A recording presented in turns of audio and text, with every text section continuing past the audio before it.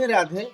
আমরা যদি একটু আধ্যাত্মিক দর্শনে ফিরে যাই, তাহলে সেখানে যে জীব, সেই জীব হলো 5 প্রকার।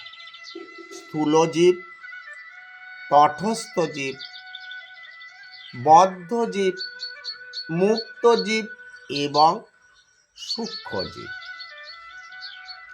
প্রথমত স্থূল জীব। যখন কোনো নারী পুরুষের রজবীর্যের সংযোগে যে আকারবিহীন দেহটি তৈরি হয়, তাই হলো স্থূল জীব। এবার আসি তটস্থ জীব। যে জীব 10 ইন্দ্রিয়ের সৃষ্টি হলো সেই পিণ্ডের মধ্যে, সেই 10 ইন্দ্রিয়ের গুণ তার মধ্যে সৃষ্টি হয়নি, তাই হলো তটস্থ জীব।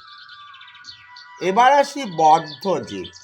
যে জীব পিতামাতার বন্ধনে আবদ্ধ থেকে বিধিমার্গের যে কর্মাদি, সেই কর্মাদির মধ্যে যুক্ত থাকে, তারা হলো বদ্ধ জীব। তাহলে মুক্ত জীব কারা? যে জীব গুরুর দাস হইয়া বিধিমার্গের যে পাশাদি ভোগ ত্যাগ করেছেন, তারাই হলো মুক্ত জীব।